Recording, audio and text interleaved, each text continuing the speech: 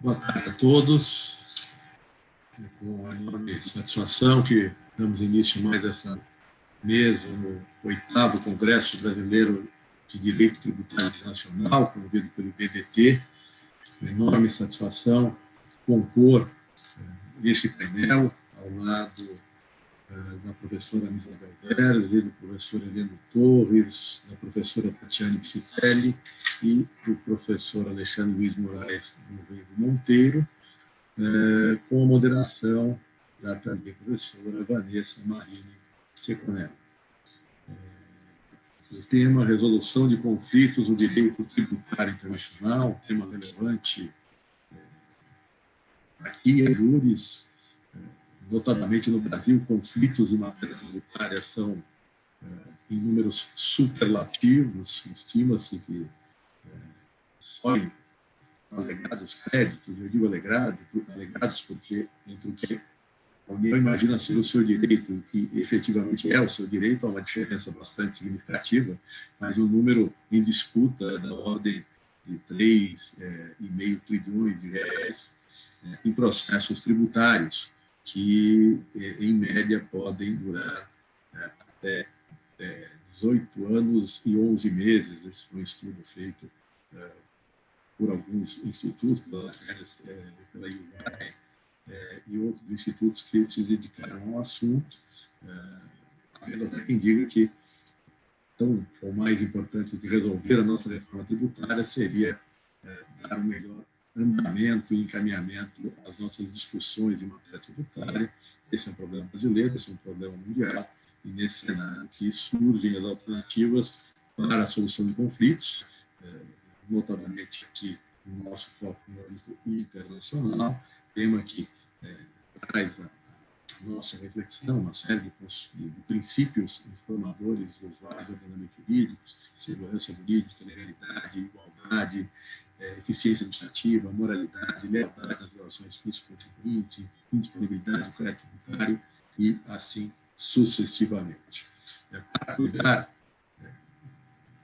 destes temas, então, teremos as manifestações da professora Isabel Veres, que é professora titular de Direito Tributário na Universidade Federal de Minas Gerais e das faculdades Milton Campos,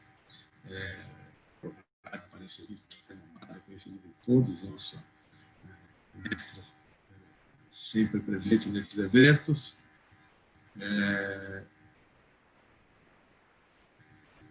A Tatiane Psitelli, professora da Fundação Getúlio Vargas, doutora em Direito pela USP, o professor titular do Departamento de Direito Econômico, Financeiro e Tributário da Faculdade de Direito da Universidade de São Paulo, Heleno Torres, Alexandre Luiz Moraes do Rego Monteiro, que é pela NIU e doutor em Direito pela USP, tive a oportunidade de compor a sua própria examinadora, e a Vanessa Seconello, que é mestrando em Direito Tributário Internacional e Desenvolvimento pelo IBDT e vice-presidente da sessão. Então, a Vanessa pode seguir como nossa moderadora. Tá ótimo. Obrigada, professor Paulo. É uma satisfação. Painel, agradeço ao IBDT e eu faço na pessoa do professor Luiz Flávio Neto. E o nosso painel, então, ele vai, como bem disse o professor Paulo, tratar desse tema da resolução de conflitos no direito tributário internacional, né? Os pontos que nós vamos enfocar nessa análise são a segurança jurídica dentro desses métodos de resolução de conflitos, a ação 14 do BEPS, a experiência no painel de experts da ONU que o professor Heleno vem desenvolvendo, a questão da arbitragem tributária, a professora Tatiane vai expor para a gente, e também vamos tratar do MEP, né, que é um dos mecanismos previstos nos nossos acordos de bitributação, e trazer um panorama de como está a situação no Brasil nos nossos acordos. Então, diante desses temas, que são inúmeros para a gente tratar em pouco tempo, eu passo a palavra para a professora Isabel, que iniciará, então, a sua exposição. Professora Isabel, por favor.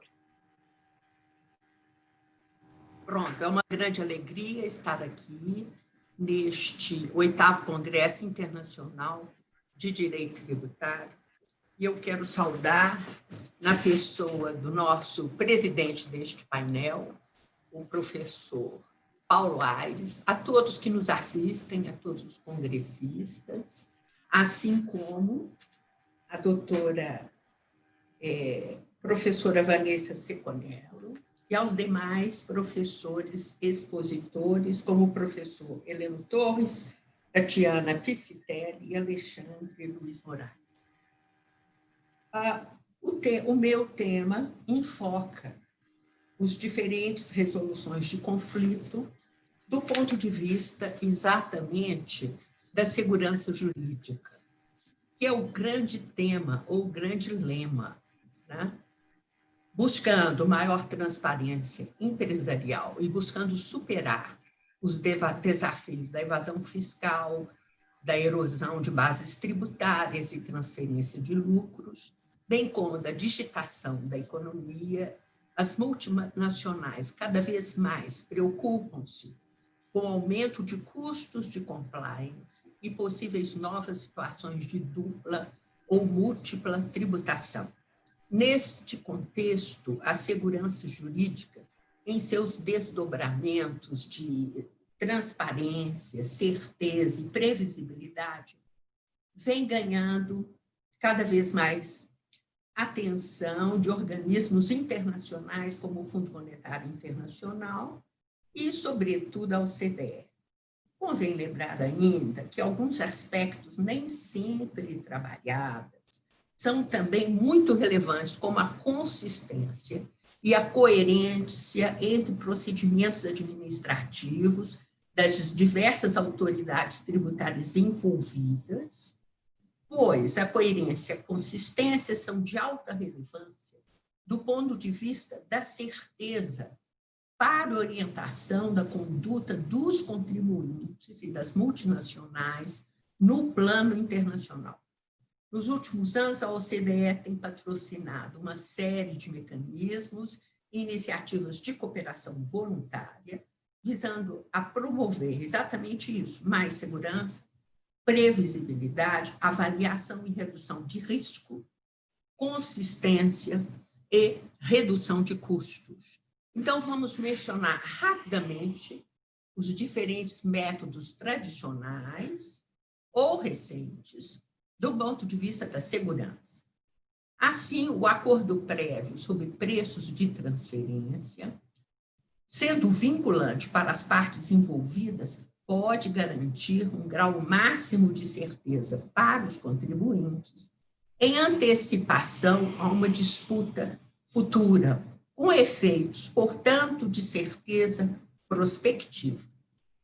Auditorias conjuntas e simultâneas, já adotadas por alguns países, por exemplo, mais frequentes no âmbito da Unidade Europeia, produzem efeitos positivos sobre diversos aspectos, como redução dos custos de compliance, mas, sobretudo, aproximam as administrações tributárias de países diferentes, o que facilita, sem dúvida nenhuma, a confiança. O procedimento amigável gera efeitos retroativos, né? É uma técnica antiga para pôr fim às disputas comuns tributárias entre Estados, encontrando-se disciplinado no artigo 25 do modelo de convenção OCDE, como no modelo das Nações Unidas, e podendo desembocar na adoção da arbitragem quando ele não for bem sucedido. A arbitragem, naturalmente, tem efeitos retroativos. É uma das pautas mais defendidas pela OCDE e gera controvérsias, especialmente, dizem, em países em desenvolvimento, exatamente por causa do problema da insegurança e da desconfiança. É preciso, primeiramente, deixar bem claro que o Brasil não adota ainda, internamente, a arbitragem como solução das controvérsias tributárias, embora ainda existam empecilhos legislativos ou jurídicos intransponíveis para isso. A desconfiança em relação a tais métodos diversos da solução judicial coloca-se, pois, no âmbito interno, doméstico, igualmente. No campo tributário, mesmo internamente, ainda isso não é possível. Há restrições e obstáculos que não vamos, nem poderemos analisar aqui, e que são levantados à eleição da arbitragem como meio de solução de conflitos tributários. Interessa-nos realçar aqui tão somente a desconfiança, a incerteza e, portanto, a questão da insegurança.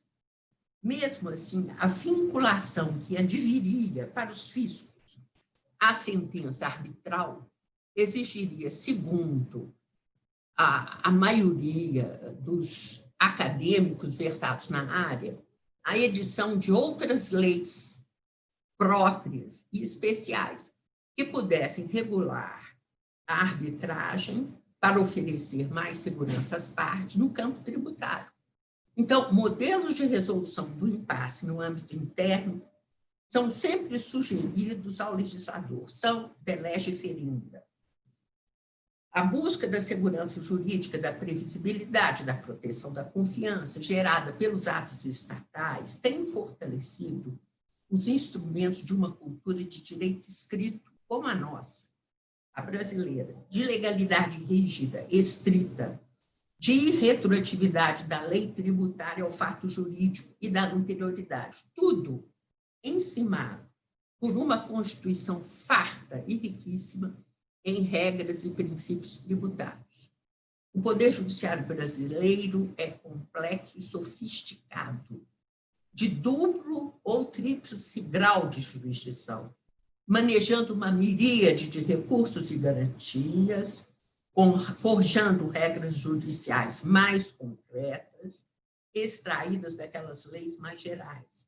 Regras judiciais que, não obstante, ainda consagram teses aplicáveis ao caso concreto e a outros ditos similares.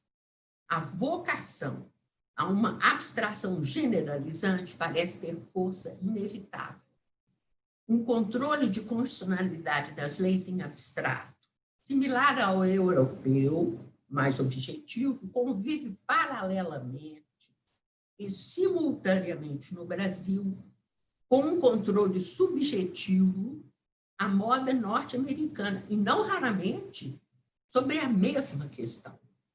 Se mesmo nos países do common law a generalidade e a equidade ditaram a força dos precedentes vinculantes e o stare decisis, certo particularismo inerente à arbitragem reduz o seu acolhimento, em especial nos países de direito escrito, como no Brasil.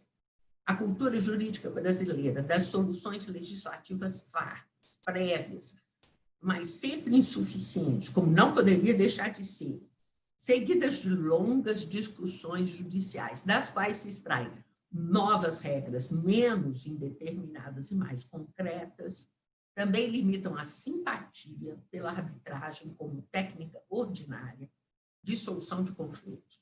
Árbitros devem estar submetidos ao direito posto e pressuposto, as leis e regras judiciais como precedentes, mas ainda assim, no sentido horizontal, em regra, não se lhes pode cobrar aos juízes arbitrais, porque não se lhes pode sindicar a pertinência, a coerência, a consistência em face de seus outros julgados, dos mesmos árbitros, e a equidade.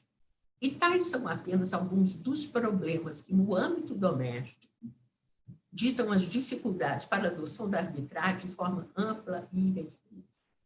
Assim sendo, não se deve estranhar que, no plano internacional, também surjam dificuldades para a adoção da arbitragem no Brasil.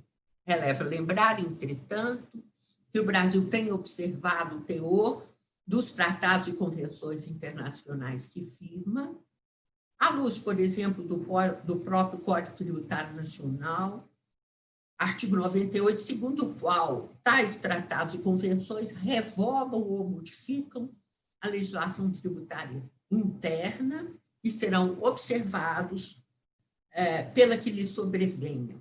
A tais convenções, nossas cortes têm reconhecido plena validade e eficácia. O compliance cooperativo é um outro método em substituição ao relacionamento aprimorado, e é, na verdade, mais antigo. Trata-se de um conceito que busca retratar estratégias contemporâneas de gerenciamento de risco, em especial a adoção de um quadro de controle tributário preparatório, com certeza, essa prática do processo advindo em 2018, ao qual aderiram 8 países, sob a iniciativa do secretariado da OCDE, um processo multilateral cooperativo de avaliação e garantia dos riscos, o que é de interesse dos grandes contribuintes multinacionais, o chamado ICAP, na sua versão 1. Ele não foi aberto a todos os segmentos de contribuintes, mas apenas a algumas multinacionais selecionadas, e restrito na sua versão 1 a 2 setores, a preços de transferência e identificação e alocação de lucros envolvendo estabelecimentos permanentes. Por exemplo, ao final do processo, estas empresas recebem das administrações tributárias uma carta resultado com a classificação de risco. Baixo risco, risco não baixo.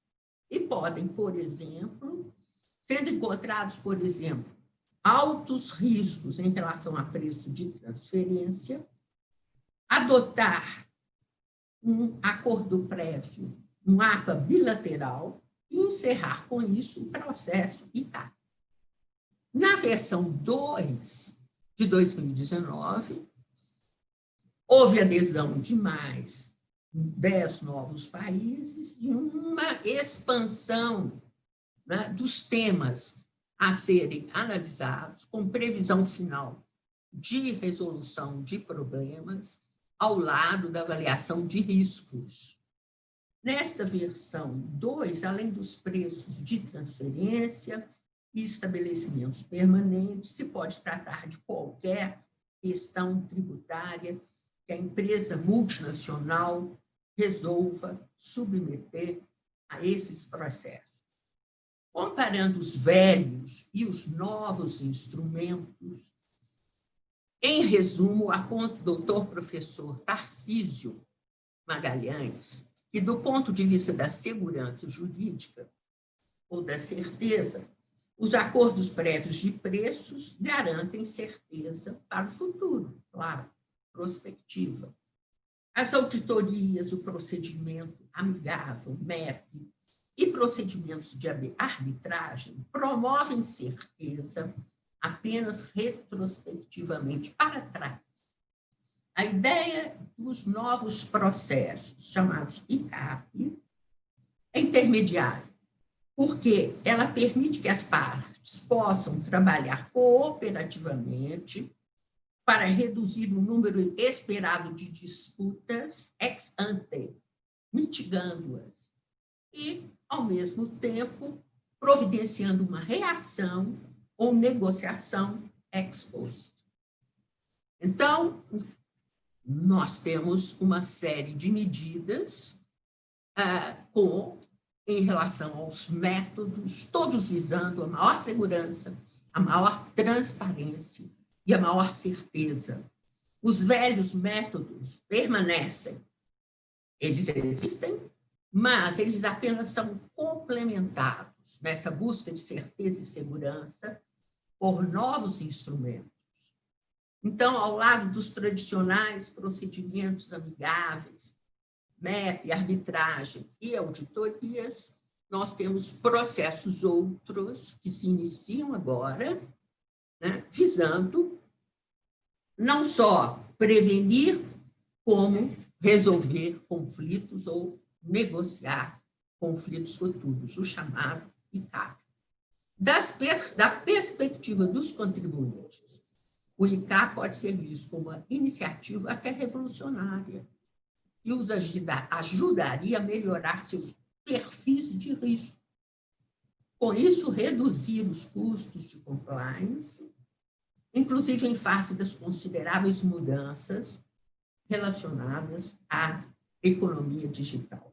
Senhoras e senhores, no mundo pós-BEPS, de economia digital, de economia mundializada, crescem, portanto, as nossas variáveis incontroláveis e, principalmente, no mundo pós-pandemia, em que temos certeza absoluta que não controlamos sequer as variáveis da natureza. Então, mais do que nunca, esses métodos de solução de conflitos serão revistos e reencaminhados todos na busca da confiança, na busca da boa-fé, na busca da segurança jurídica. Muito obrigada, senhores. Muito obrigada, professora Isabel, pela excelente exposição. E dentro dessa questão de se verificar a segurança jurídica nesses métodos, se há e como podemos conciliar essa resolução de conflitos com essa segurança jurídica, eu passo a palavra para o professor Heleno para fazer a exposição, então, quanto à ação 14 do BEPS e a experiência, né, do Conselho de Expertos da ONU. Professor Heleno, por favor. Obrigado.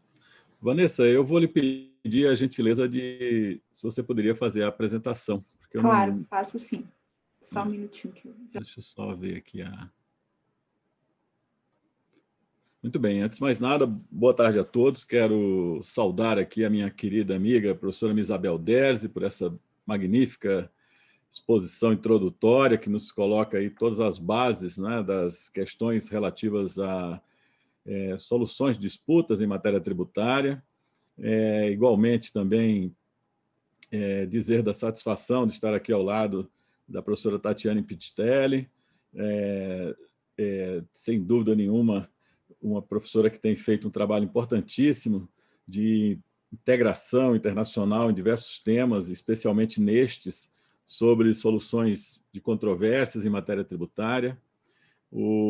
Sem dúvida nenhuma, ao lado da nossa querida Vanessa, também o professor Paulo Aires Barreto, meu caro colega de departamento. Fico muito feliz também de estar aqui ao seu lado. E, por último, mas não, obviamente, menos importante, meu querido Alexandre de Moraes, prazer enorme estarmos juntos aqui nessa mesa para tratarmos desse tema importante, que é essa solução de conflitos em matéria tributária. É claro que, com a ação 14 do BEPS, uma série de discussões sobre os meios alternativos de controvérsias e a inclusão destes nos acordos para evitar a dupla tributação, diante da importância que esse tema impõe para a certeza jurídica, previsibilidade, a segurança jurídica em geral, nós, obviamente, não podemos, em nenhum momento que falarmos sobre tributação internacional, deixarmos de aprofundar todo o debate em torno desse grande tema, que é a solução de controvérsias. E uma solução de controvérsias que no Brasil vinha, ou pelo menos por muito tempo, né, esteve aí somente demarcado por aqueles campos, né, do processo administrativo ou do processo judicial. Então, essa dualidade de portas, pelo caminho administrativo judicial, marcou, enfim, toda a trajetória do modelo tributário do século XX e, obviamente, também a primeira década do século XXI. A partir dessa segunda década, nós vimos um esforço muito grande, por parte da doutrina e especialmente também pelo próprio Poder Judiciário, de buscar formas alternativas de soluções de conflitos extensivas à matéria tributária. Então, aquelas limitações do passado, como bem demarcou a professora Misabel, os conceitos de indisponibilidade do crédito tributário, uma lógica de obrigação tributária fortemente arraigada por um legalismo exagerado, no âmbito das controvérsias, já não faz o menor sentido, porque, obviamente, já entendemos o seu alcance e especialmente as múltiplas possibilidades que nós temos para os métodos alternativos de soluções de conflitos. Pode passar, Vanessa? Acho que vou lhe pedindo aqui essa gentileza. Eu não tenho o controle, né? Pronto. Então, é claro, eu não quero me estender nesse tema do Mutual Agreement Procedure, porque o Alexandre tratará dele oportunamente, de modo mais contundente. Porém, sabemos que, por muito tempo, as convenções brasileiras para soluções de conflitos, elas, sempre como todas as demais, contemplaram esse método de solução de controvérsias, mas sem nenhuma aplicação prática, né? Contavam-se realmente nos dedos de uma mão os casos que, até o final da primeira década do século XXI, eram tidos por eventuais discussões no âmbito da Receita Federal, sem que nenhum deles tenha chegado a uma solução definitiva, né? Então, foram tentadas algumas formas de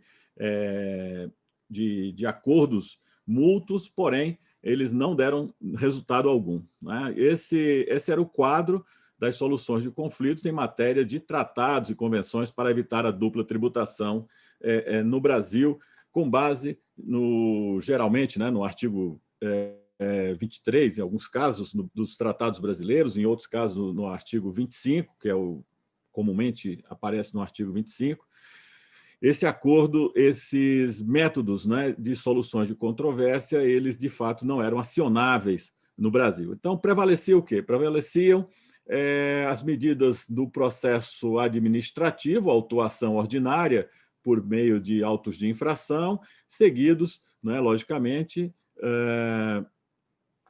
das contestações dos contribuintes e chegando isso, portanto, ao CARF, ao Conselho Administrativo de Recursos Fiscais, no âmbito administrativo, ou no judicial, em relação ao Poder Judiciário. Os poucos que foram para o Poder Judiciário, né, não levaram em conta esta cláusula de acordo mútuo, do procedimento amigável, né? Então, esse modelo do MEP, naquela versão antiga, de fato, não prosperou no Brasil. Mais recentemente, nós temos visto alguns casos, né? Eu vou deixar para que o Alexandre trate desses aspectos, talvez ele o faça de forma mais detida, mas o que estamos vendo nos últimos 5 anos é um movimento muito forte na OCDE, na ONU e na União Europeia para incluir o procedimento de arbitragem no âmbito do MEP. Então, esse novo modelo para tentar solucionar conflitos em matéria de tributação internacional é, sem dúvida nenhuma, o grande desafio do momento, o grande desafio das autoridades tributárias dos diversos países. Pode passar, Vanessa.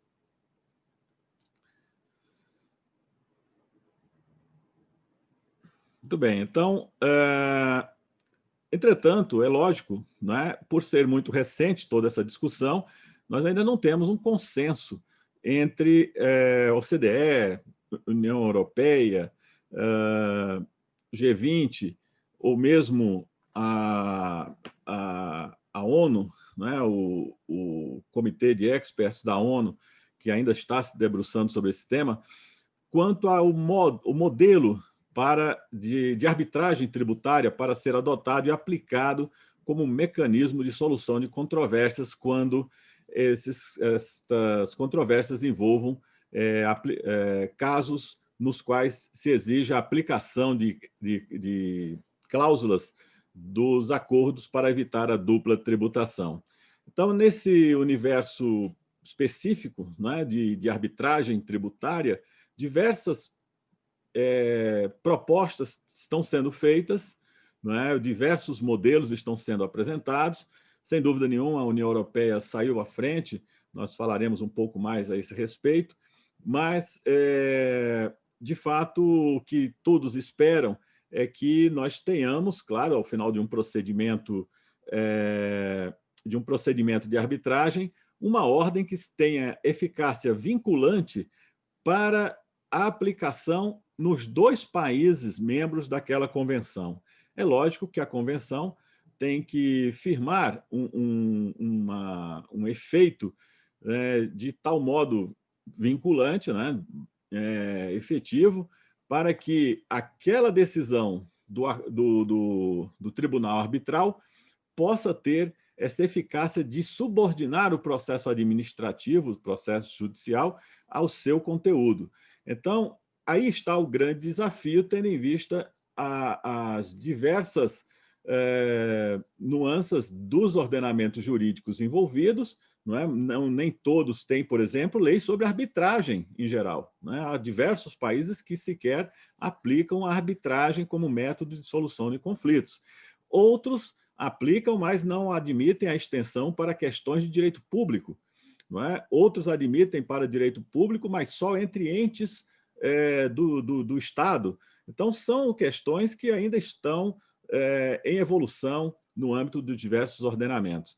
Hoje em dia, nós temos alguns países que já adotaram essas medidas, é o caso da Austrália, da Áustria, da Bélgica, do Canadá, França, Alemanha, Itália, Japão, Polônia, Suécia, Reino Unido, Estados Unidos, que em alguns acordos para evitar a dupla tributação, aparece no MEP a possibilidade de que as autoridades envolvidas, não é, acionem o procedimento de arbitragem como uma forma de solução de controvérsias. Pode passar, por favor. Então, no caso da ONU, desde 2017, eu integro esse comitê de experts como consultor do Brasil, e nesse caso específico, nós temos uma discussão acadêmica, não é claro. Nesse caso específico do Comitê de Experts, em cooperação internacional em matéria tributária, uma série de estudos a respeito justamente dessas medidas, né, de solução de controvérsias, e todo um manual que está sendo preparado para orientar os países membros da ONU, e especialmente aqui nós estamos falando preponderantemente dos países que têm uma tributação com base de prevalência na fonte, né? São países geralmente mais pobres, que não estão na OCDE, e que usam, sem dúvida nenhuma, o capital político da ONU como uma forma de assegurar, não é, uma relação de resistência, não é, a certas medidas que têm o interesse de transferir o lucro, a renda, para os estados de residência. Então, essa é uma lógica que hoje nós não podemos dizer que exista um conflito. Na verdade, existe uma tentativa de conciliação dessas duas vertentes, né, que dominam predominantemente, quer a ONU, quer a OCDE. Né? Então, é lógico que aqui no âmbito dessa discussão está, sem dúvida nenhuma, no capítulo 5, né, o MEP, incluindo também a arbitragem. Pode passar, por favor. Vanessa? Obrigado.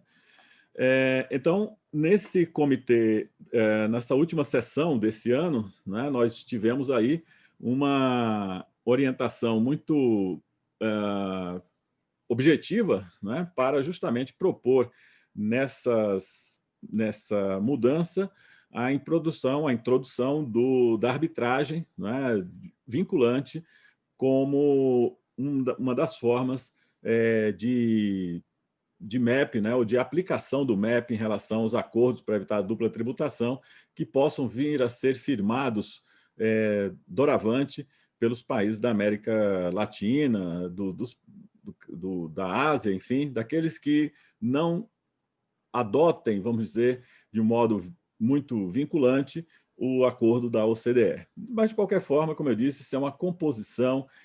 Na verdade, hoje, os países vão para a mesa de negociação com os dois modelos, o modelo ONU e o modelo OCDE, e ali tentam chegar a uma síntese, não é, dessas possibilidades. Pode passar, por favor. Bom,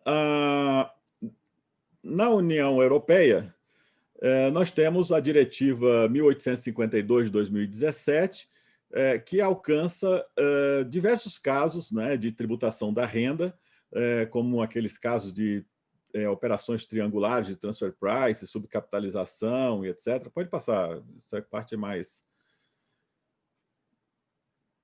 E aqui, claro, essa diretiva ela tem um alcance muito claro, né, uma diretiva que estabelece justamente o uso da arbitragem tributária na solução de conflitos que envolvam tratados internacionais entre os países membros da União Europeia.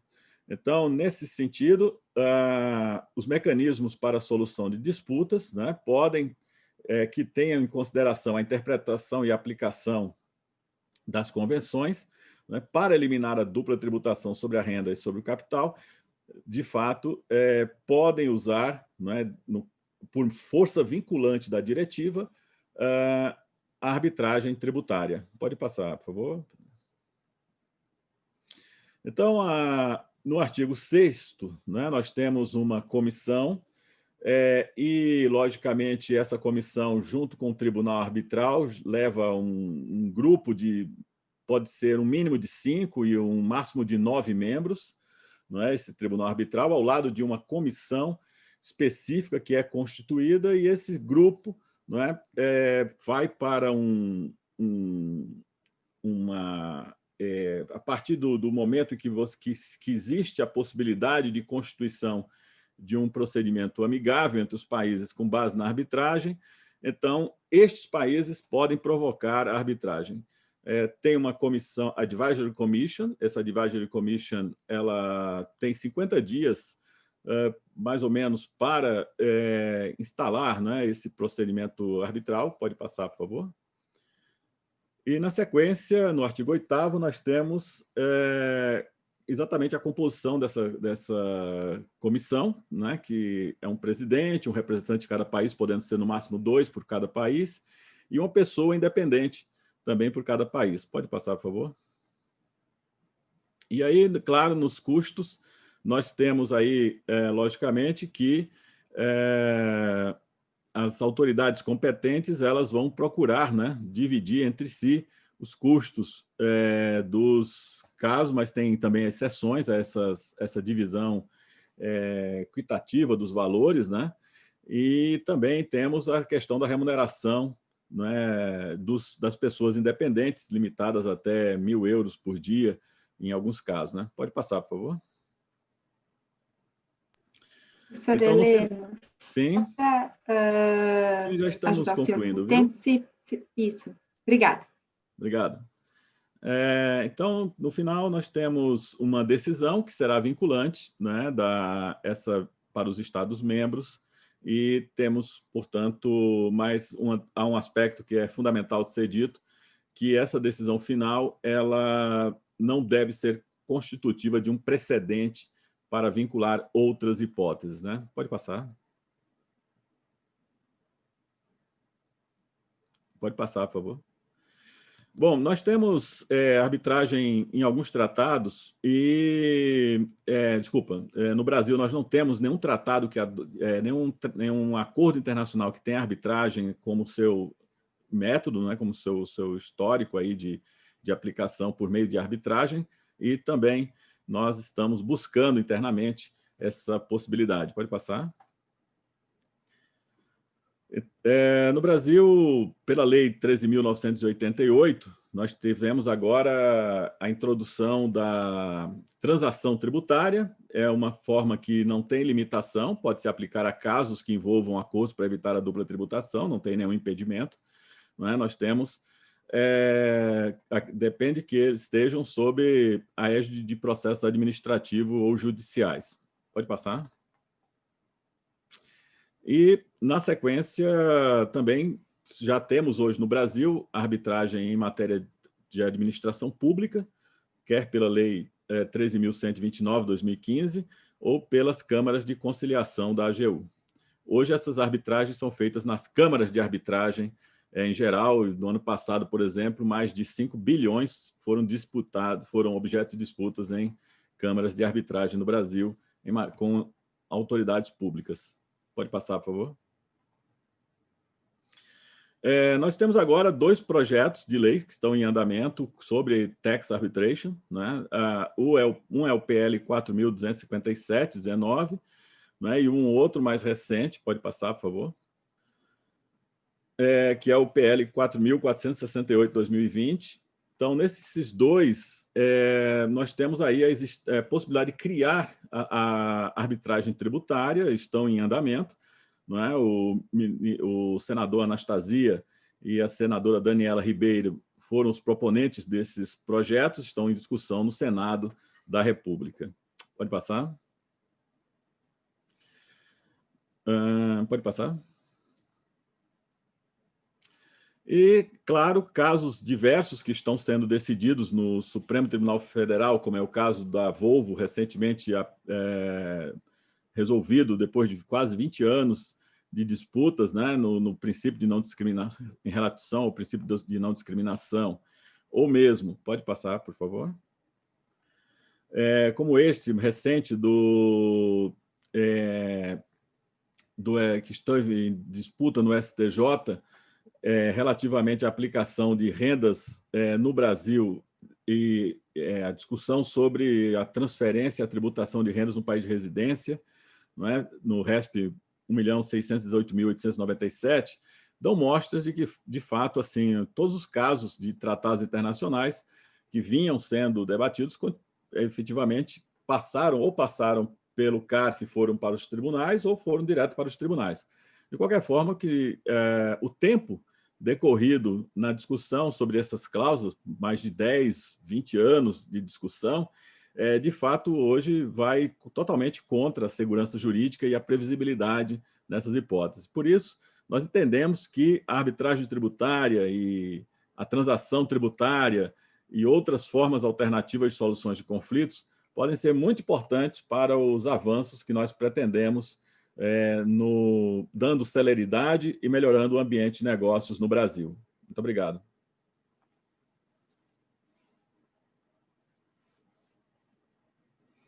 Muito obrigada, professora Helena, pela excelente exposição também. Trouxe um panorama, né, do Comitê de Experts da ONU, como a arbitragem vem sendo tratada em alguns outros países, e os projetos de lei que estão em andamento aqui no Brasil, que eu acho que são bem importantes.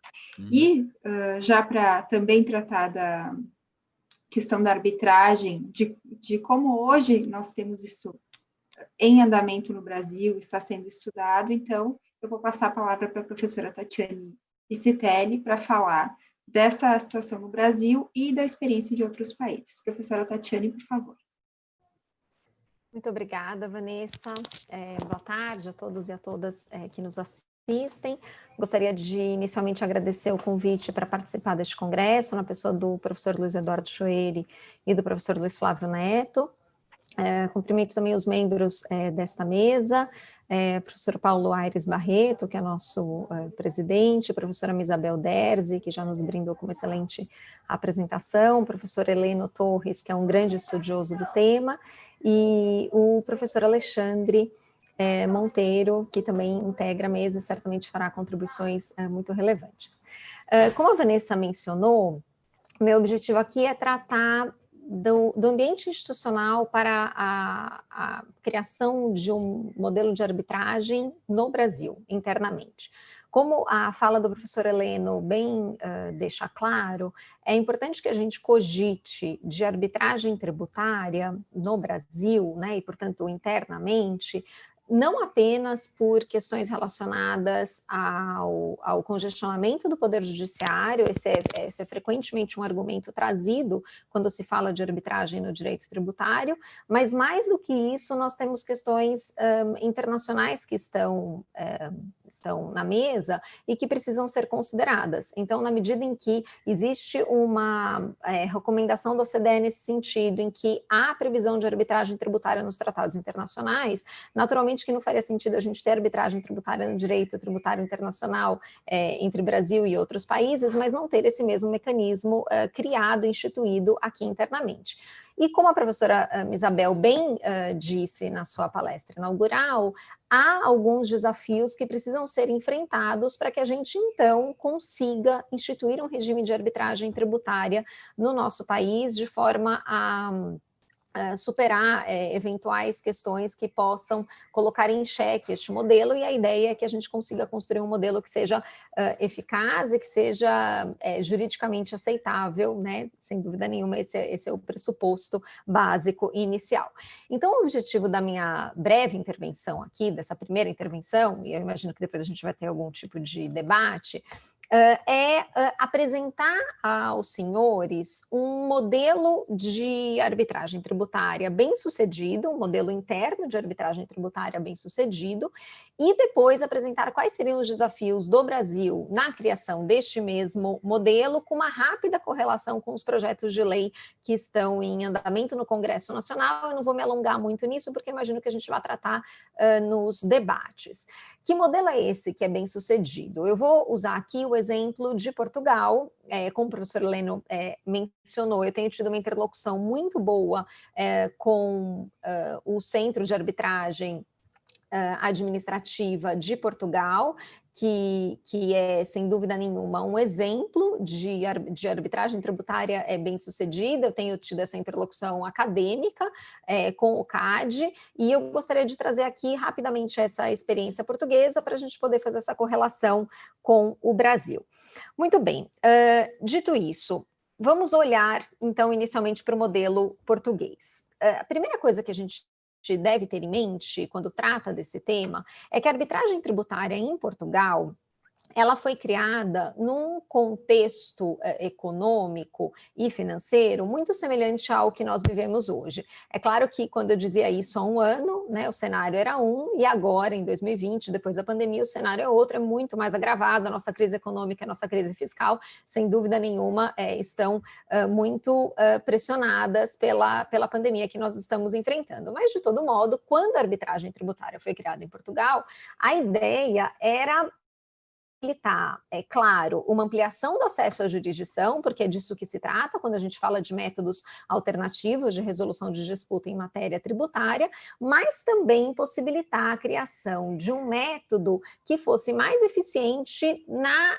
entrada de receitas públicas para o governo português, que estava então carente dessas mesmas receitas. É nesse contexto fático, portanto, que a arbitragem ela é criada em Portugal, e nesse sentido, essa ideia de obtenção de um maior número de receitas e também de ampliação de acesso à jurisdição, esse contexto, ele colaborou no desenho da arbitragem em Portugal. E como isso se deu, então? Inicialmente, é importante a gente dizer que a arbitragem em Portugal tem uma característica central, que é o fato de este regime figurar como um direito potestativo do contribuinte. O que significa dizer, a administração tributária, que lá é chamada de autoridade tributária, ela, uma vez prevista em lei a possibilidade de arbitragem, então há uma norma que prevê a arbitragem no direito tributário, uma vez prevista em lei essa possibilidade, a autoridade tributária publicou um documento que é chamado de portaria de vinculação. Essa portaria de vinculação é um ato administrativo do Poder Executivo que diz quais são as matérias que a autoridade tributária concorda em se submeter à arbitragem. Matérias no que se refere aos tributos, mais detalhadamente, e também aos valores, né? Então, são causas de até 60 milhões, até 10 milhões de euros. Então, é a autoridade tributária que estabelece esse desenho. Uma vez o contribuinte tendo o desejo de levar uma disputa tributária ao procedimento arbitral, a autoridade tributária não pode se opor a isso. Por quê? Porque pela portaria de vinculação ela já manifestou a sua autonomia de vontade, e a arbitragem tributária é naturalmente baseada na autonomia de vontade. Esse modelo, ele mostra como o objetivo era, naturalmente, trazer receitas para o Estado, mas também ampliar o acesso à jurisdição, porque a ideia do regime não foi necessariamente contemplar as grandes causas, as grandes teses tributárias.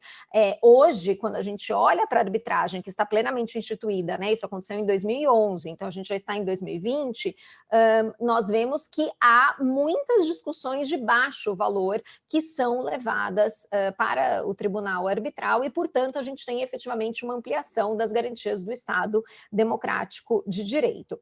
E aí, nesse sentido, a escolha de Portugal, ela foi muito peculiar, no sentido de que a arbitragem ela seria possível única e exclusivamente após o lançamento tributário, que lá é chamado de liquidação, então haveria necessidade de ter uma relação jurídica constituída, né, concretamente constituída, para que o contribuinte, então, olhasse para aquele lançamento tributário e dissesse: eu prefiro resolver essa disputa num tribunal arbitral. E aí, para terminar essa rápida consideração aqui do regime português, é importante mencionar que a arbitragem tributária em Portugal ela se realiza no Centro de Arbitragem Administrativa. Então, existe um locus específico que não é público, né? Muita gente fala, é como se fosse o CARF. Não é.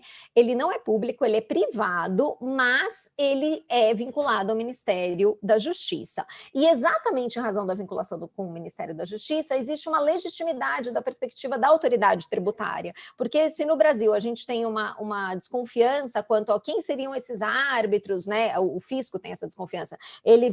O árbitro ele vai defender o interesse do fisco, ele não tem que defender porque ele vai ser um juiz. Mas, de todo modo, a estrutura que Portugal montou para a eleição dos árbitros, há uma lista, há um concurso documental para que a pessoa possa ser árbitro, e essa lista é gerida por um conselho deontológico que é presidido por um ex-ministro do que seria o equivalente nosso aqui do Superior Tribunal de Justiça. Então, existe uma legitimidade institucional muito forte da arbitragem em Portugal, seja da perspectiva do judiciário, seja da perspectiva da autoridade tributária. Só que tem um detalhe relevante na arbitragem em Portugal que conflita com o nosso modelo, que é o seguinte: a despeito de nós termos uma ampla possibilidade de levar causas tributárias à arbitragem em Portugal, há lá a possibilidade de um recurso ao Poder Judiciário na hipótese de a decisão arbitral conflitar algum dispositivo constitucional.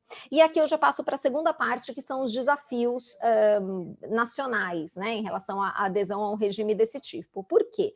Porque a arbitragem no Brasil, no modelo em que a gente tem instituído pela Lei Geral de Arbitragem, que é a 9307 de 96, ela é um procedimento cuja decisão é definitiva. Ela inclusive implica renúncia do acesso à jurisdição. Também por isso houve muito debate no Supremo sobre a própria constitucionalidade da lei de arbitragem. Então, se há renúncia do acesso à jurisdição, a decisão proferida no processo arbitral, ela é definitiva, ela equivale a uma sentença judicial, tanto que os árbitros são juízes de fato e de direito. Como coadunar essa definitividade de uma decisão proferida num processo de arbitragem com um sistema tributário como o nosso, que é inteiramente calcado na Constituição? Como garantir que eu terei ampla garantia, né, com perdão da repetição, dos direitos dos contribuintes, nessa hipótese em que eu não terei recurso ao Poder Judiciário, na medida em que a arbitragem pressupõe uma decisão final e definitiva? Acho que esse é o nosso grande desafio. E aí, nesse sentido, o projeto de lei 4468 de 2020, mencionado pelo professor Heleno Torres, ele apresenta uma solução interessante, que é dizer, olha, causas que envolvem constitucionais, por exemplo, não poderão ser submetidas à arbitragem. O que vai ser submetido à arbitragem é única e exclusivamente matéria fática. Então, a gente vai discutir, por exemplo, o que é a classificação fiscal de um determinado produto. Esse tipo de debate irá para a arbitragem. Debate sobre matérias jurídicas, teses, interpretação da Constituição, isso não ficará sujeito à arbitragem. É uma saída interessante porque no nosso ordenamento jurídico, nós temos o direito tributário todo calcado na Constituição, e aí ficaria, de fato, né, e aqui fazendo referência à fala da professora Isabel, haveria uma dificuldade, um empecilho de incorporação desse tipo de procedimento no direito tributário se um tribunal arbitral pudesse decidir de forma definitiva e irrecorrível sobre uma matéria tributária baseada no texto constitucional. Esse é então um desafio, né? Então, que se refere, na verdade, à delimitação da matéria arbitrável, né? Então, qual é essa matéria passível de ser arbitrada? Um segundo desafio, que eu já fiz menção aqui muito rapidamente, se refere à escolha dos árbitros. Então, a gente precisaria ter um critério muito rígido de seleção desses árbitros e, de preferência, uma gestão dessa lista de árbitros, de modo que a gente tivesse credibilidade nessas pessoas que integrariam os tribunais arbitrais e que fossem, então, designadas para resolver essas causas tributárias. E essa escolha dos árbitros, ela se relaciona com outro desafio, que é o locus de realização do tribunal arbitral. Então, no Brasil, nós temos diversas câmaras arbitrais muito bem conceituadas e, portanto, não me parece que faria sentido que a gente tivesse um novo órgão vinculado à administração. A gente poderia muito bem se utilizar dessa estrutura existente, mas eu acho que seria importante, da minha perspectiva, que houvesse algum tipo de credenciamento, né, para que a publicidade fosse assegurada. Na arbitragem com a administração pública, por exemplo, que já é realizada no Brasil por conta de uma alteração legislativa específica na lei de arbitragem, existe muita controvérsia quanto à aplicação do princípio da publicidade. No final das contas, não há plena observância desse princípio e eu acho que isso seria fundamental em relação ao direito tributário, por isso que eu acho que o credenciamento seria muito importante para fins de segurança jurídica e, inclusive, isonomia entre os contribuintes. E, para terminar, e meu tempo já está se esgotando, seria interessante também nós cogitarmos a respeito do instrumento legislativo adequado para a criação do procedimento arbitral no Brasil. Nos dois casos que nós temos em andamento no Congresso Nacional, nós temos projetos de leis ordinárias. Eu concordo que possa ser por lei ordinária, na verdade deve ser por lei ordinária, porque é uma norma processual, não há necessidade de lei complementar. No entanto, nós devemos tomar cuidado com uma eventual necessidade de alteração do Código Tributário Nacional. Quando que essa necessidade se imporia? Nos casos em que a gente tivesse que alterar o artigo 151 do CTN para ampliar as hipóteses de suspensão da exigibilidade por conta do procedimento arbitral.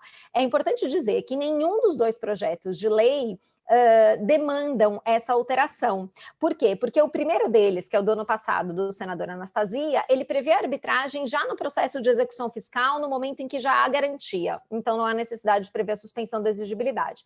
E esse projeto, recentemente apresentado, de 2020, ele prevê a arbitragem antes mesmo do lançamento tributário. Então, não haveria que se falar também em suspensão da exigibilidade do crédito tributário. São saídas inteligentes, né, que se esquivam da necessidade de alteração do CTN, mas, de qualquer jeito, a gente teria que conferir ao artigo 156 do Código uma interpretação extensiva para entender que a sentença judicial prevista no artigo 156 como causa de extinção da relação jurídica tributária, ela também poderia ser lida como sentença arbitral. Essa era a tese da professora Ada Pellegrini Grinover, e eu acho que é plenamente possível, né, na medida em que o Código de Processo Civil equipara ambas as decisões, né, a decisão judicial e a decisão proferida num tribunal arbitral. Então, para concluir a minha fala e não extrapolar o tempo, o que eu gostaria de deixar aqui como recado central é que nós precisamos evoluir nessa pauta, e os motivos são muitos, né? Naturalmente que o congestionamento do judiciário é um deles, ele é frequentemente mencionado, mas eu tenho dito com muita insistência que essa razão é uma razão contingencial. Nós não devemos buscar arbitragem no direito tributário porque o Poder Judiciário não dá conta de responder às demandas tributárias, porque essa razão ela pode ser superada uma vez que o nosso judiciário se adeque às demandas, se é que isso algum dia vai ser possível, mas é uma razão contingencial. Nós precisamos ter arbitragem no direito tributário por razões substantivas, dentre elas a ampliação do acesso à jurisdição, nós teríamos uma ampliação das garantias do Estado Democrático de Direito, em primeiro lugar, e em segundo lugar, à luz da necessidade de adaptação do Brasil, adequação do Brasil às demandas internacionais que se impõem. Então, na medida em que os tratados para evitar a dupla tributação, eles terão a previsão de resolução de conflitos via arbitragem, naturalmente que a gente precisa ter esse instituto consolidado e previsto, observadas todas as garantias no nosso direito interno. Os PLs que estão em andamento, eles pautam esse debate e, de alguma forma, essa é uma discussão que ela veio para ficar, né? A gente não tem como retroceder, e eu espero que a gente avance nesse sentido e, sem dúvida nenhuma, esse tipo de debate colabora muito para jogar luzes sobre esse tema e para trazer as questões que são controvertidas para que a gente possa então caminhar na direção de um regime arbitral que se aplique ao direito tributário, que seja sólido, que seja seguro para ambas as partes. Eu agradeço novamente o convite e fico à disposição para os debates. Muito obrigada, professora Tatiane, acho que trouxe uma boa visão da experiência bem-sucedida de Portugal e do que a gente pode aproveitar para o Brasil, né, na questão da arbitragem. Eu só vou informar, antes de passar a palavra para o Alexandre, que a gente vai ter um quiz que vai ser lançado aqui na tela para a audiência responder, e ao final do painel vai ser passado o resultado, né? Então, as pessoas podem responder ali em uns segundinhos. Então, agora feita essa excelente exposição da professora Tatiane também, eu passo a palavra para o Alexandre para fazer a fala final dessa primeira rodada e trazer para a gente como essa resolução de conflitos está no âmbito dos nossos acordos de bitributação e um pouquinho da visão do MEP e se a arbitragem está ou não aplicada nesses casos. Professor Alexandre, por favor.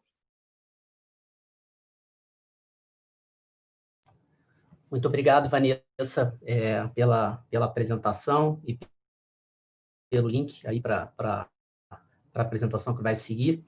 Em primeiro lugar, né, eu já vou aqui começar aqui a compartilhar a tela, mas em primeiro lugar eu queria, enfim, é uma honra participar aqui desse painel do lado de grandes autoridades no assunto, né, tributaristas que eu admiro já há bastante tempo, né, então é realmente uma grande honra estar aqui participando ao lado dos senhores e senhoras. E, enfim, e por conta disso, agradeço a organização do evento, aí na pessoa do professor Luiz Flávio Neto, né, que nos antecedeu no painel anterior, o professor Chueri e o professor Rodrigo Maito, certo? Então, sem mais delongas, a nossa exposição aqui, eu vou tentar centrar um pouco mais nas discussões relacionadas aos mecanismos para evitar a dupla tributação no âmbito mecanismo para evitar mecanismo de solução de controvérsias no âmbito dos acordos para evitar a dupla tributação, certo? Eu começo falando do procedimento amigável, faço um link já com a exposição do professor Heleno, né? O professor Heleno já iniciou muito bem a exposição sobre o assunto, e aqui eu começo já fazendo uma segregação entre os mecanismos, entre os tipos. Então, acho que o primeiro ponto aqui é fazer uma segregação entre os tipos de procedimento amigável, né? Então, a gente fala muito em procedimento amigável, um procedimento amigável em sentido estrito. Mas o parágrafo 3º, né, do artigo 25 da Convenção Modelo da OCDE, ele traz os mecanismos no formato interpretativo e integrativo, né? Então, na parte interpretativa, ele se refere às formas de interpretação de termos específicos que estão nos acordos para evitar a dupla tributação e em relação à parte integrativa, né, que é a parte final do artigo 25.3 da Convenção Modelo da OCDE, nós temos aí os mecanismos de integração em relação a eventuais provisões que, por acaso, não tenham sido, por um lapso, negociadas entre os tratados, né? Nesse ponto, o professor Heleno faz uma ressalva bastante pertinente na obra já muito já uma obra clássica em relação à tributação internacional, que é dizer que, obviamente, essa integração não pode ser absoluta, essa integração guarda respeito à Constituição Federal, principalmente o artigo 49.1, que tem um procedimento específico caso a matéria não tenha sido de nenhuma forma abordada, né? Então, em relação aos mecanismos, digamos, profiláticos, né, você tem os mecanismos interpretativo e integrativo, que estão no parágrafo 3º do artigo 25.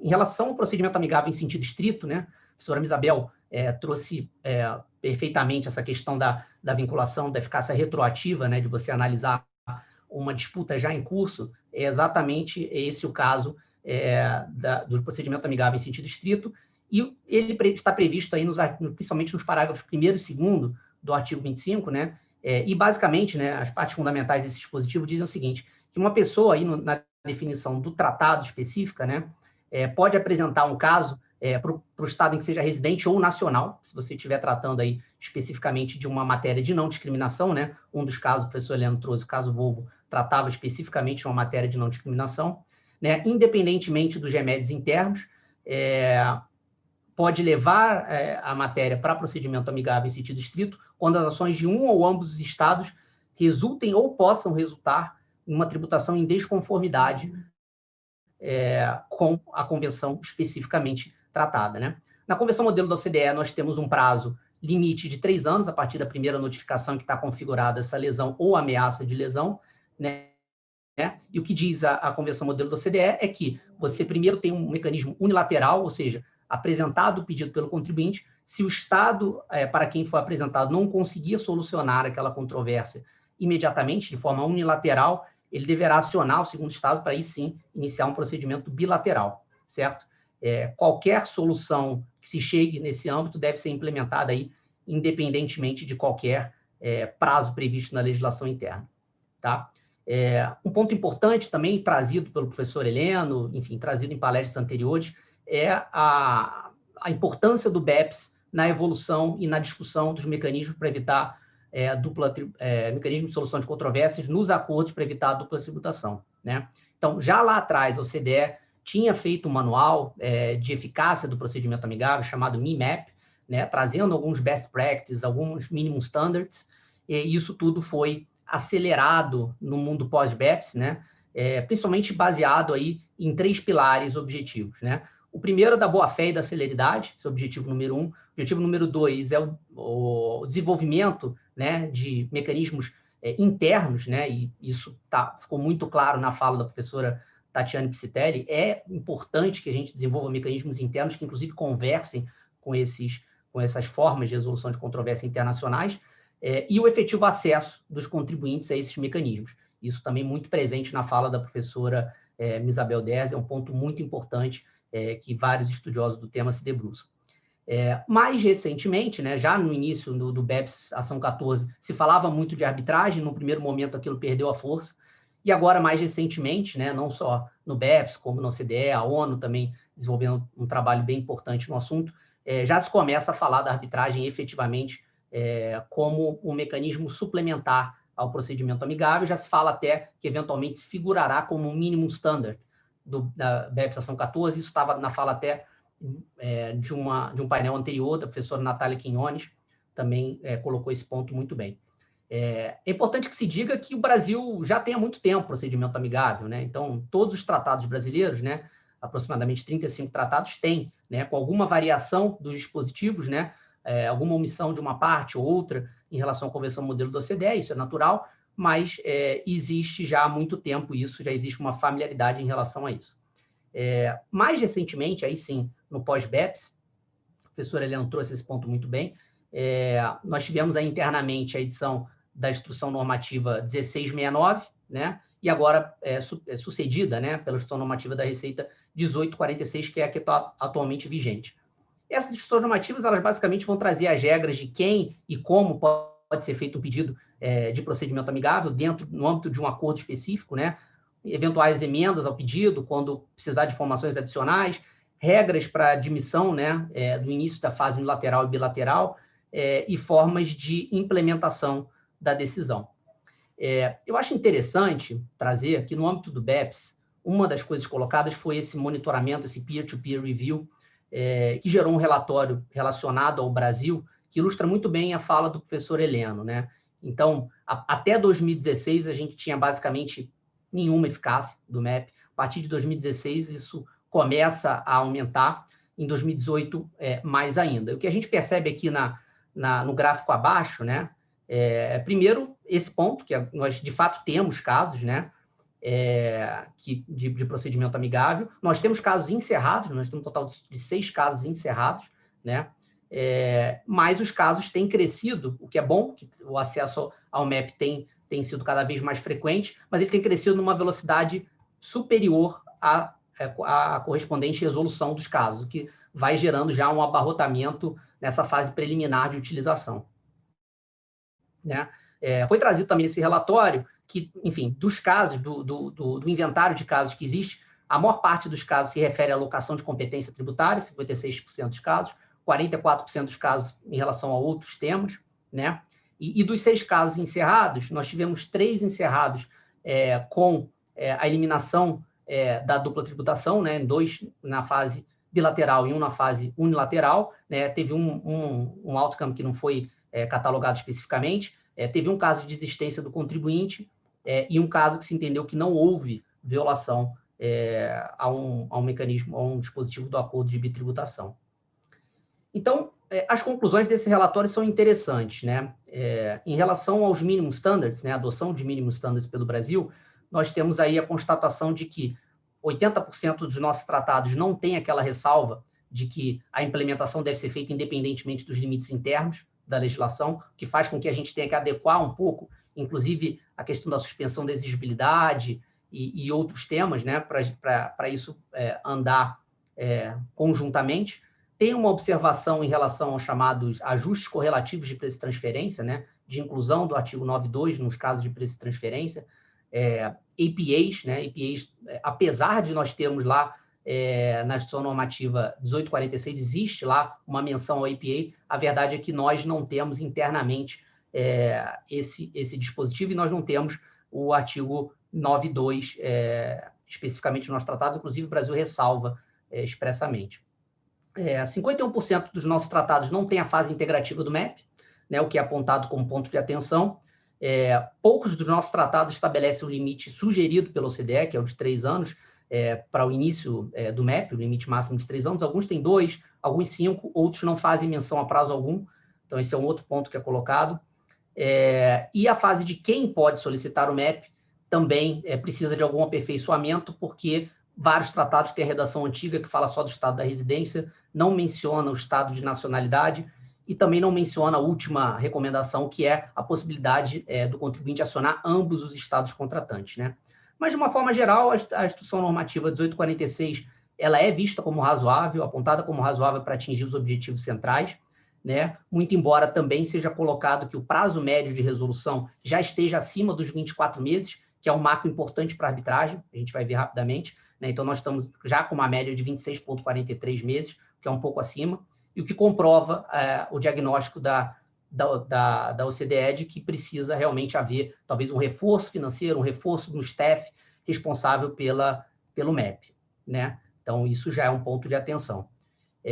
De uma forma geral, o MEP tem sido visto como um bom mecanismo, apesar de ter algumas deficiências. Então, só algumas deficiências aqui para a gente levantar a questão, né? Não tem uma obrigação de se chegar a um acordo, não tem um tempo previsto para se chegar a esse acordo, não tem, digamos, em alguns países você tem uma limitação da eficácia da implementação, né? Uma dificuldade de informação sobre o MEP, uma participação pequena dos contribuintes, né? E, no passado, hoje um pouco menos, esses dispositivos eram utilizados quase como uma forma de negociação política, então eram feitos acordos globais entre os estados de repartição só de carga tributária, esquecendo que tem um contribuinte, de fato, no meio do caminho, que o contribuinte é diferente. Então, eram chamados package deals ou host tradings.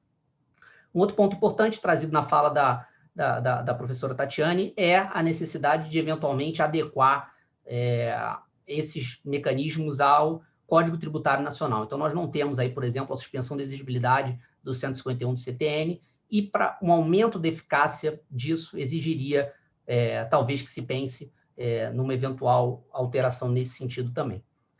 E aí, para fechar, eu sei que o nosso tempo é bastante curto, tentar trazer aí um pouco da evolução da arbitragem, né? A arbitragem nesse cenário, já no cenário pós, né, após a finalização do procedimento amigável, né, ela começou voluntária, né, um tratado bastante comentado, né, de arbitragem voluntária dos Estados Unidos com o México, um antigo tratado negociado entre esses países, e que provou que a arbitragem voluntária não tinha eficácia alguma. Não teve sequer um caso entre esses países que foi submetido à arbitragem, sempre um ou outro Estado exercia o poder de veto e a arbitragem não ia adiante, né? Então, a partir de então, começou-se a se estudar a chamada binding arbitration, arbitragem compulsória, né? Inclusive como forma de estimular que seja negociado o MEP dentro daquele prazo de 24 meses. Então, nós temos aí a Convenção Europeia de Arbitragem, já trazida pelo professor Heleno, a OCDE e a ONU avançando bastante nesse tema, BEPS Ação 14 agora também avançando mais em relação à arbitragem mandatória, né, recomendando ostensivamente, e talvez a mais avançada, se a gente pegar em termos de convenção modelo norte-americana, recentemente, né, após a versão de 2016, salvo engano, já tem diversos dispositivos em direção da arbitragem, inclusive trazendo um pouco da experiência interna desses países na arbitragem deles, né, principalmente casos de preço de transferência. Como é que funciona? O contribuinte pode acessar a arbitragem, pode requerer a instalação da arbitragem após 2 anos de iniciado o procedimento amigável, sem que tenha uma conclusão satisfatória. Essa arbitragem poderia ser institucional, muito importante a fala da professora Tatiane, mas no âmbito da OCDE e de outros órgãos, ela é vista inicialmente como uma arbitragem ad hoc, né? Ou seja, cada Estado contratante elege um árbitro, né? Indica um árbitro, e esses 2 árbitros indicam o presidente, né? O processo, inicialmente, era um processo parecido com a arbitragem doméstica, né? Que é chamado Independent Opinion, ou seja, cada país apresenta o seu racional e cabe ao juiz decidir o direito, nesse caso o árbitro, e esse modelo já mudou um pouquinho, já se começa a falar mais na chamada Last Best Offer Arbitration, que é um processo mais célere, em que cada país já apresenta uma proposta de solução com um racional subjacente, e aí cabe ao árbitro, né, escolher a mais razoável entre as 2 apresentadas, né? É chamada também de Baseball Arbitration, porque ela inicia a ser utilizada nos Estados Unidos em relação a controvérsias dos sindicatos de jogadores na Major League Baseball, então ela é chamada de Baseball Arbitration também. A decisão, a depender do tipo de arbitragem, ela tem um tempo específico, mas sempre contado aí a partir da indicação do chairman, né, do presidente. A arbitragem é vinculante, né, mas se o contribuinte aceitar o resultado da arbitragem. O que também é um ponto para se discutir se esse é o melhor formato mesmo, né, porque pode se gastar muitos recursos e a arbitragem, no final, a decisão não ser aceita pelo contribuinte. Muito embora, nesse caso, para que você faça algo diferente, você precisaria também trazer mais salvaguardas, uma participação ainda mais efetiva do contribuinte em atenção ao devido processo legal, até porque ele é uma parte legitimamente interessada, né? Ele que vai sofrer as consequências da decisão no seu patrimônio também, né? Os estados também, o contribuinte também. Então, seria um ponto também que poderia ter alguma evolução nesse sentido, e a implementação aí, independentemente de qualquer limite interno, né, da legislação doméstica. Era isso, basicamente, que eu queria trazer, né, em termos de panorama geral dos mecanismos, né, para solução de controvérsias nos acordos, e aí eu já começo, enfim, se a Vanessa me permitir, lançando um primeiro ponto, né, para debate. A gente falou muito de arbitragem, se é interessante, eficiente, válido trazer cláusula de arbitragem, especificamente no âmbito dos acordos para evitar a dupla tributação.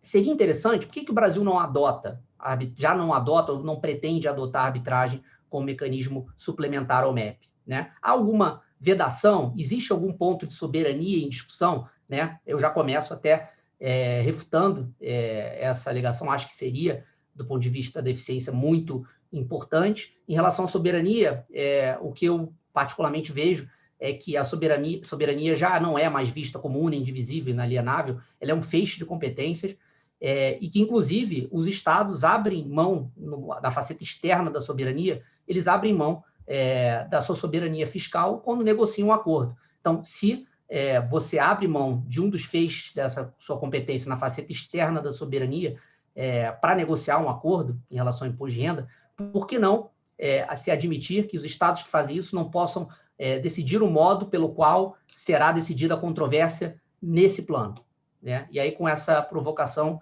eu devolvo a palavra, jogo a bola para a Vanessa novamente. Muito obrigado.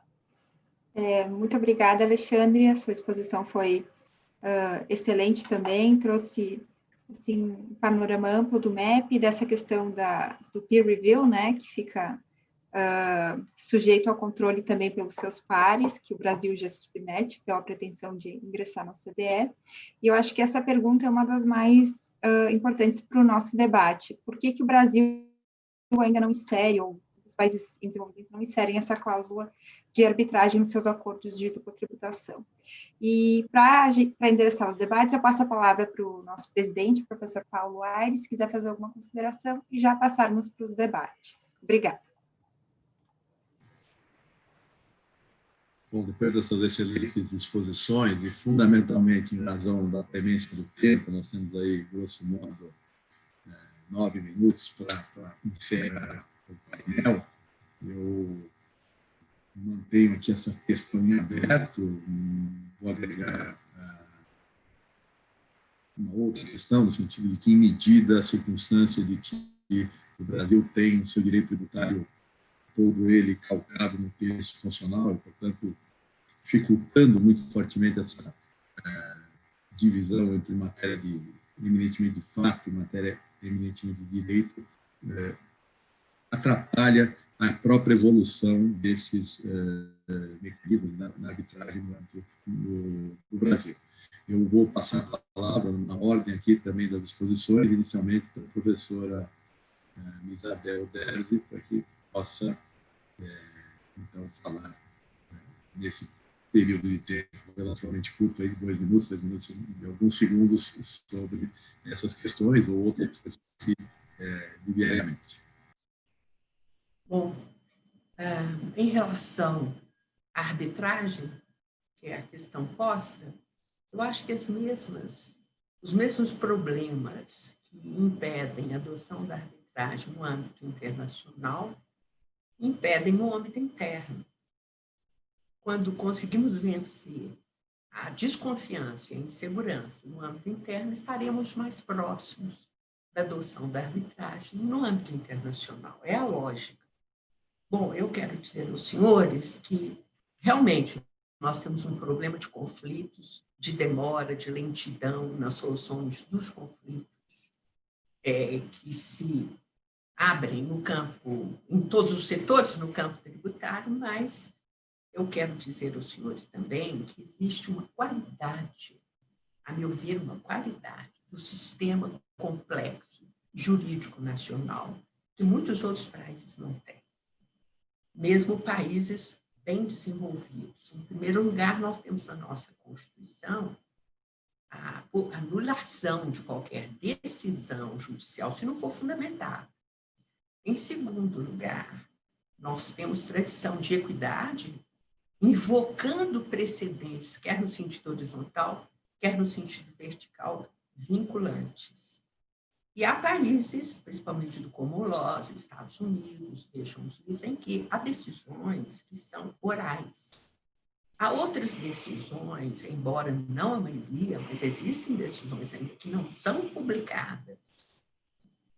E ainda decisões que, publicadas, do conhecimento de todos, elas vêm com a cláusula no citation, ou seja, você publica a decisão, proíbe invocar o precedente em outros casos, ainda que idênticos.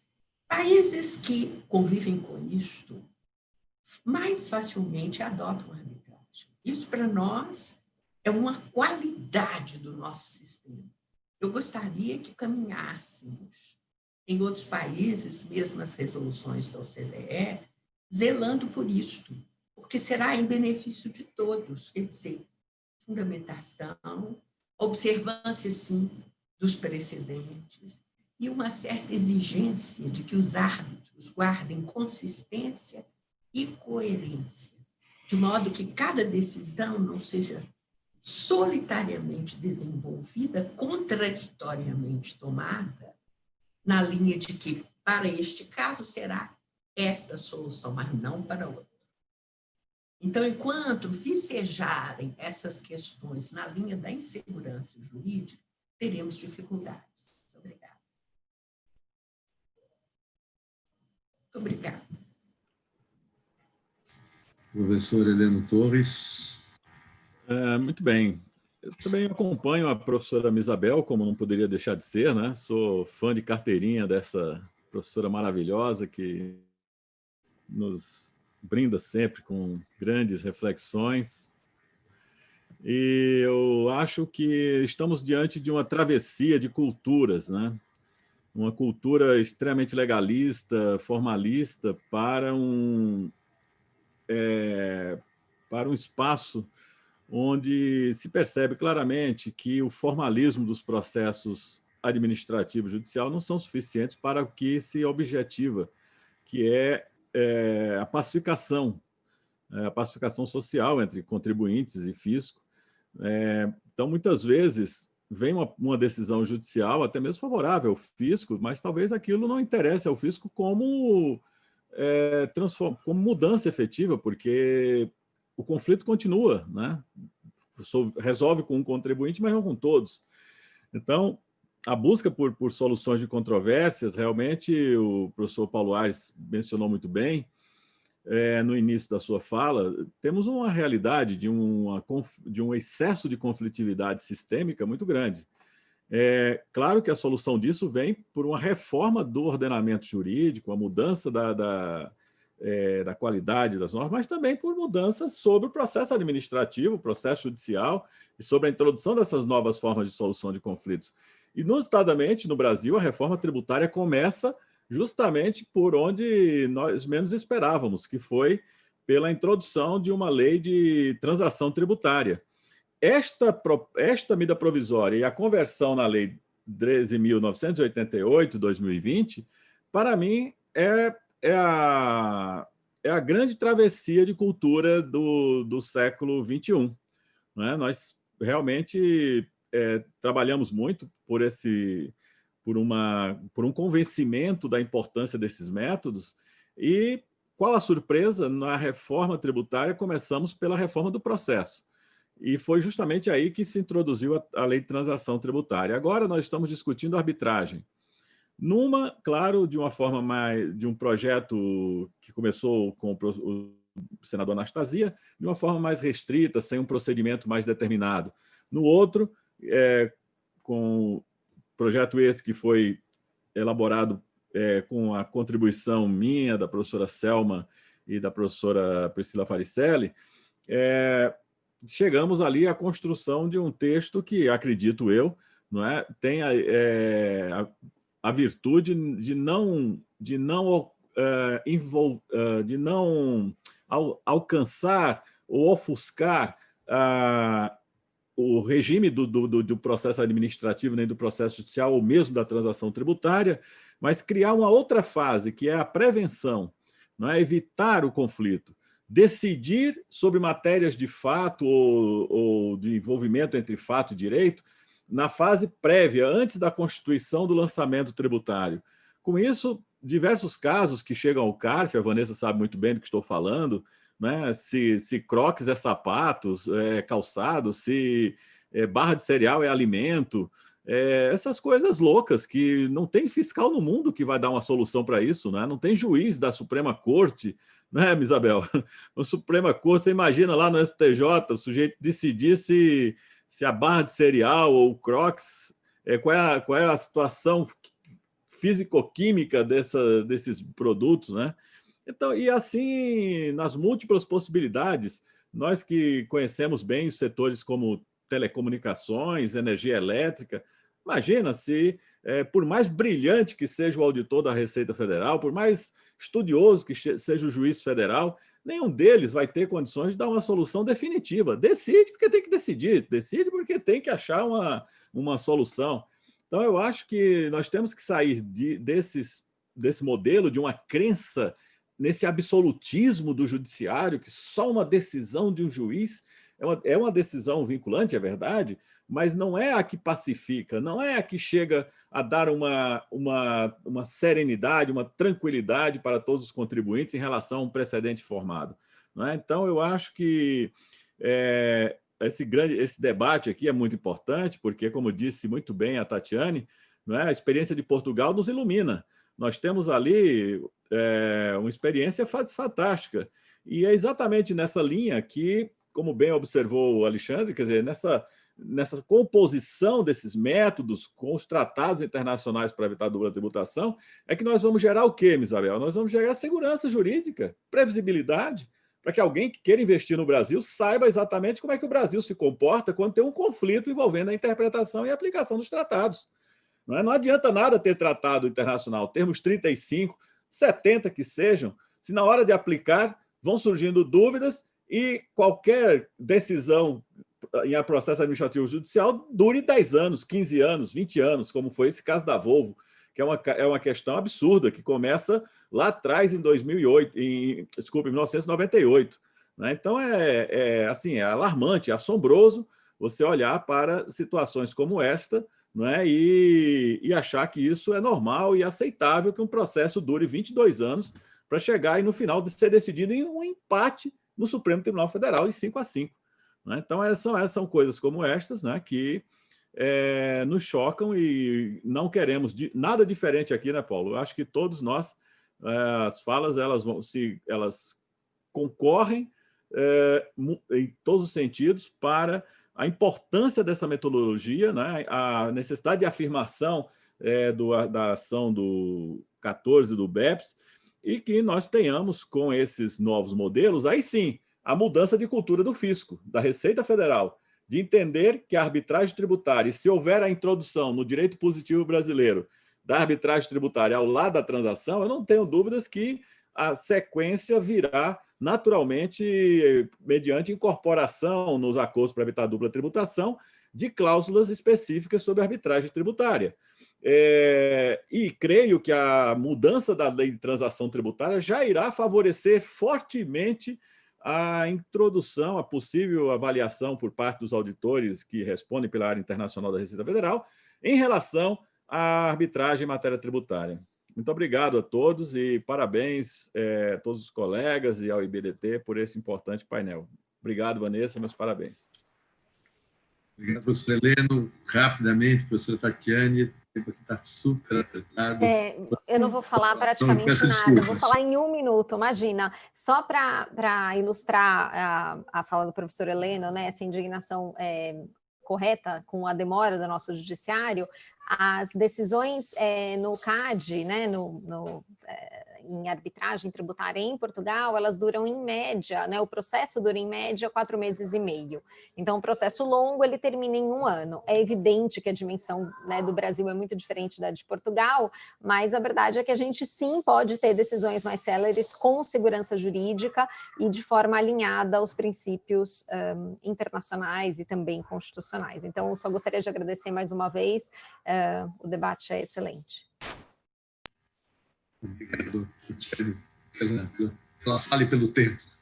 Alexandre, sua manifestação final, por favor. Bom, acho que não sobrou mais muita coisa para a gente discutir, o tempo é curto, mas eu acho que a fala de todos converge, como o professor Leandro colocou, nesse sentido de que nós temos um ambiente aqui realmente de bastante litigância, né? É um cenário muito conflituoso entre fiscos e contribuintes. Isso também tem uma outra faceta, que é a faceta da governança propriamente dita, né, que tenta também trazer isso para um outro viés, mas no viés aqui de solução de controvérsias, de fato é premente esse aspecto. Eu acho que uma outra coisa que eu queria colocar é só que nós estamos aí, pelo menos, tentando ostensivamente ingressar na OCDE. Na OCDE, a arbitragem ostensivamente já está sendo indicada para incluir, já está na Convenção Modelo, no artigo, no parágrafo 5º. O BEPS, o Brasil é do Inclusive Frameworks do BEPS, e isso tende a ser, né, se discute se isso vai ser colocado como minimum standard. Então, entre o início da discussão da arbitragem internacional e hoje já tem bastante evolução, e mesmo entre o início das discussões dentro da Ação 14 e hoje, essa evolução também já é bastante significativa. Então, me parece que esse cenário da arbitragem, que talvez alguns anos atrás fosse totalmente difícil de imaginar, talvez ele, nesse momento, seja mais visível, né, para quem milita com direito tributário e, principalmente, direito tributário internacional. Então, era só com essas colocações que eu gostaria de encerrar e, novamente, agradeço a todos pelo excelente nível do painel. Muito bem. Eu quero agradecer, em nome do BDT, a presença dos ilustres professores e professoras, professora Isabel Deres, professora Helena Torres, professora Tatiana Cipelli, professor Alexandre Monteiro e a professora Vanessa Nepunello, parabéns pelas exposições e por terem abrilhantado o congresso na tarde de hoje. Muito obrigado a todos. Vai ser a sessão.